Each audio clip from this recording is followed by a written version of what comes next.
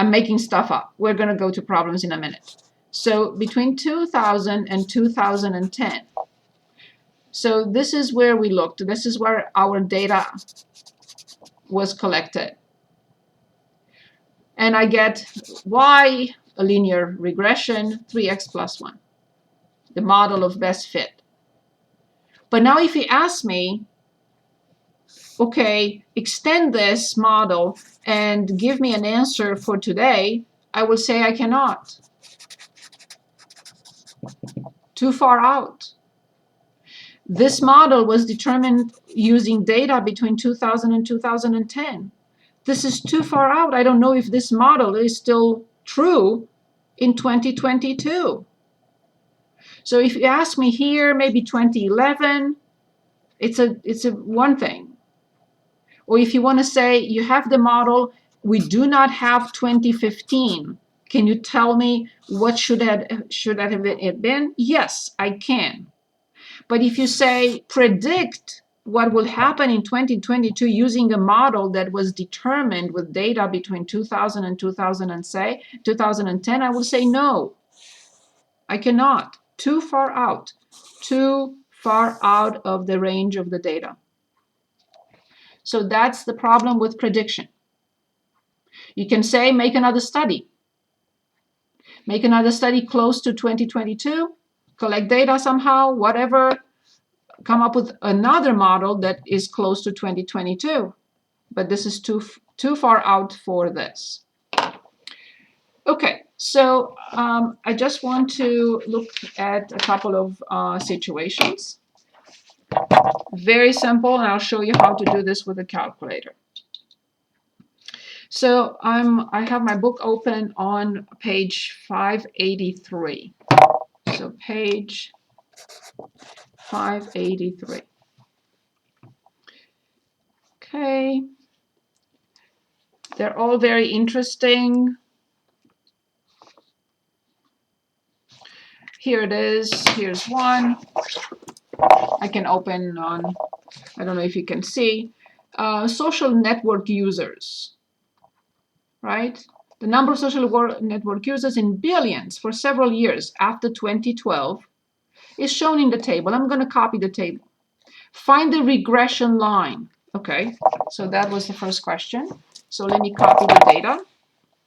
So here's what we have. So this is 13.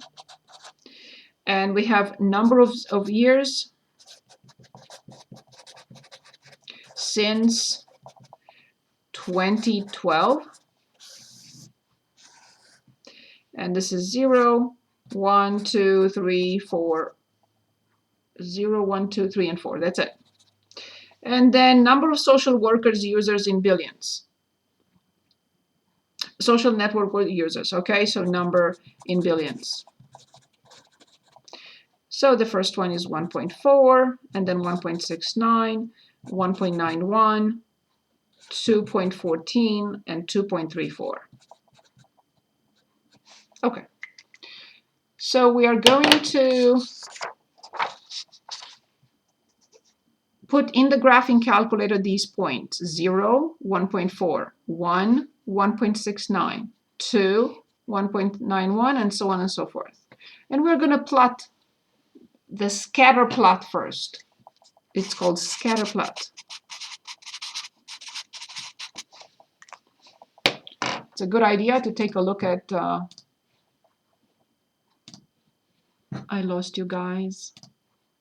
Okay, you're back. I didn't mean that. I meant this. Okay, so we go to stats and edit. Stat, edit. I'm assuming you don't have anything, but if you do, highlight L1, clear, enter. Stop me if you have any questions. Highlight the top of L2, clear, enter. So I'm entering 0, 1, 2, 3, and 4. I'm entering the corresponding 1.4, 1.69. They have to be in exact same order. 1.91, 2.14, and the last one 2.34. So x, I want to see x between 0 and 4. I want to see y between 1.4 and 2.34. I go to the viewing window.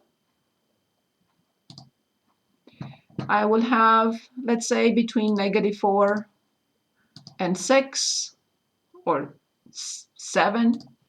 I want to see the x-axis, the y-axis. Scale of 1. -2 is fine. 6 is fine. And at this point, we go to second and stat plots. Press enter. Turn it on. And this is the first one is the scatter plot. Make sure the type is none of these, but this. Professor, can you repeat how you got there one more time? Yes, of course. So we have the data in stats. This is okay, right? We have this, right? Yes. Okay, then we go to second and quit and go to the viewing window and prepare the viewing window before you do anything else. I prepared my viewing window based on the numbers I have. I have it for x between 0 and 4. I want to see a little bit to the left and a little bit to the right, not just exactly 0 and 4 to 4. And then for y, let's say from -2 to +6 is more than good. You know, it's a little bit more than I needed, but I just want to see a nice graph. And then I go to y equals, I'm sorry. Then I go to second and y equals. I choose the first stat plot. I make sure I turn it on. And now I don't want to forget to say this. When you want to graph something, it's not going to graph if you have the plots on. So when we finish this, go back to second and stat plot and turn it back off. Okay, because when you go to y equals and you want to graph something, it may not graph it. It depends. Okay, so it's on now. I press enter. I want to choose the type of graph. I want to make sure that my X list is in list L1. My Y list is in L2. And choose the mark you like. Choose the color you like. I like the square and I like blue. It's up to you. When you click graph, because I had something here that I had to clear, sorry about that. Okay, so here's my graph. Quite nice. It appears to be a linear regression with a positive slope. Okay, how do I determine the line of best fit? I go to stats again, and this time I go to calculations. And I will use number 4, linear regression, quadratic regression, cubic regression, quartile, right? Fourth, logarithmic regression, exponential regression. Okay, but in our case, we want number 4. And we want number 4 with ax plus b, not the a plus bx. We want the ax plus b. So we choose 4. Make sure that list L1 is first, second and 1, list L1, list L2, and don't click on enter just yet. Do this also. Store the regression equation in y1. Go to variables, go to y variables, choose the function, choose y1. So now what the calculator will do, will use the x and y, the ordered pairs. It will create the regression line ax plus b. And it will also, you don't have to plug it in by hand. It will also store the equation in y1. When we go to y equals, we will see it in y1. And now we calculate and press enter. Here it is. You do not need the correlation coefficient and the correlation of determination. These are, I do this with my stats classes that you don't need this. Here is the regression line. A is the slope, 0.233 x plus B is the y-intercept, 1.43. So I'm going to copy this. So y equals 0.233x plus 1.43. Professor, what about if ours is a tiny bit off? State it again. What about if ours is a tiny bit off? It means that you entered the different numbers, or I entered something differently. Okay. So let's go back to stats, and let's see again. I enter 0, 1, 2, 3, 4. I entered 1.4, 1.69, 1.91, 2.14, and 2.34. Do you have the same? No, I messed up on number 4. Okay. That's okay. So now it should say it.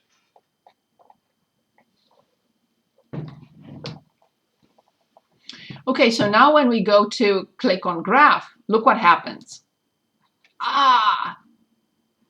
And look here. Exactly. It saved it already automatically. I don't have to type it in by hand.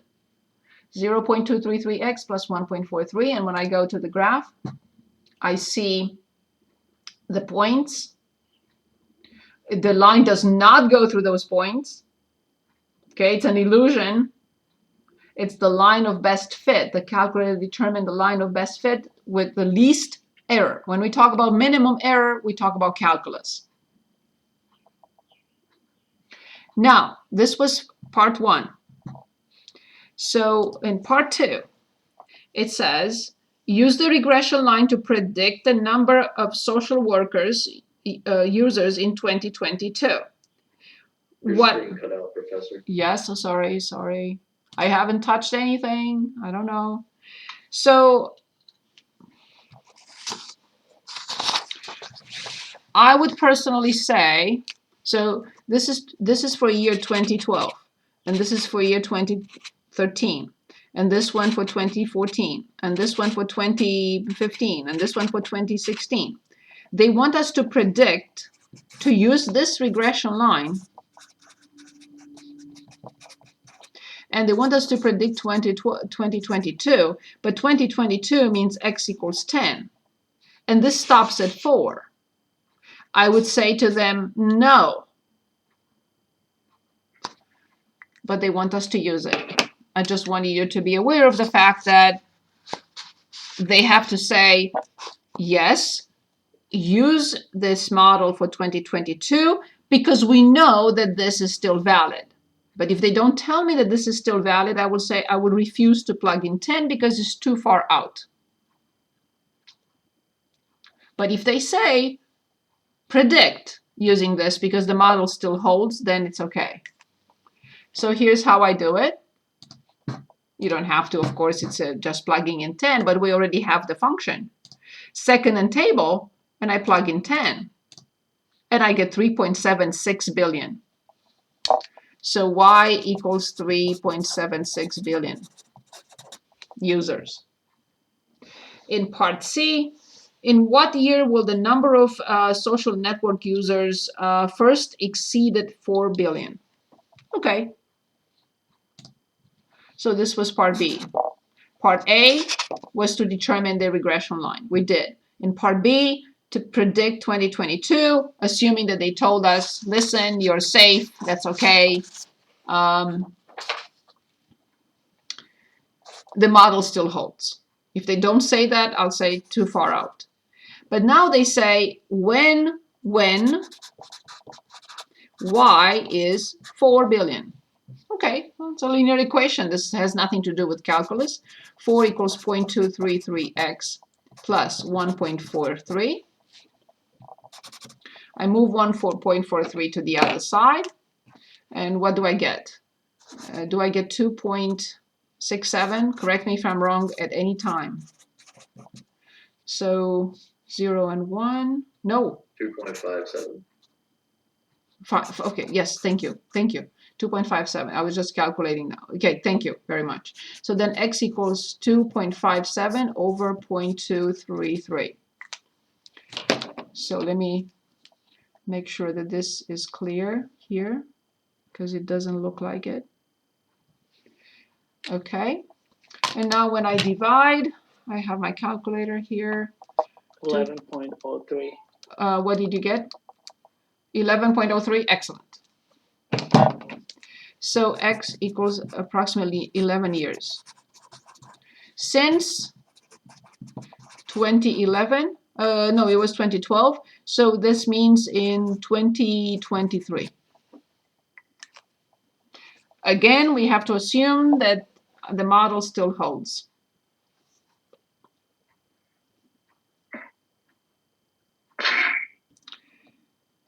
Okay, any questions? Any questions? Okay, so let's look at one simple example with regression, with the exponential regression. Let's say like 7. We are given the data. So 2, 13, 4, 7, 6, 3.7, and 8, 1. I see 3.7. Okay, perfect. So let's go again to the table. Change, go to stats, edit, clear. Clear the list L1, clear list L2. And list L1, I have 2, 4, 6, 8.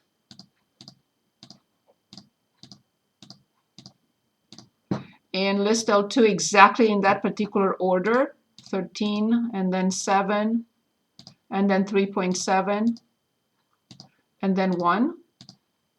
I don't believe anything. I want to see the graph. So in y equals, I clear what I had before, so it doesn't overlap. I'm going back to the list just to make sure, and I see, or directly to the window. So I see x is between 2 and 8. Okay, so -2 and 10 will be okay. And I see that y is between 1 and 13. So I'm going to say -2 to 15. I didn't mean that.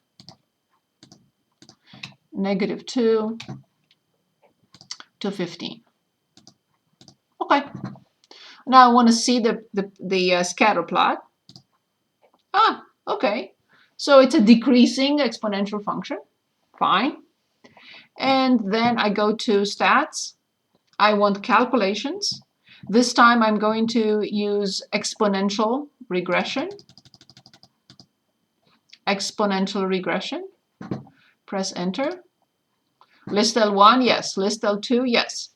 I want the calculator to store the equation in variables, y variables. It's a function, and y1. And now I calculate. And here it is. Careful. So A is the constant in front, B is the base, and X is the power. So I would write Y equals 4 digits here. 3948 times the base, 4 digits, 6593, and power X. So if I want to predict, okay, so let's look again at the stats. If I want to predict, I would like to stay somewhere between 2 and 8, but not too far out of 8, right? If I plug in 100, it may or may not work, but I don't know if the model still holds. So I'm going to predict for 10. So let's say for 10, using the regression line, I get point. Let me see, do I have that in there? Okay, good. It's a decreasing function, so it's okay. I was expecting that. So for 10 is 0.5335. So that's how we work with a calculator to determine something that was developed using calculus for finding the minimum possible error. Finding a model, fitting a function through a cloud of points, a scatter plot, fitting a function that has the smallest possible error. There is not one that will fit anything perfectly, but this is the one that the calculator finds using calculus and minimizing the error.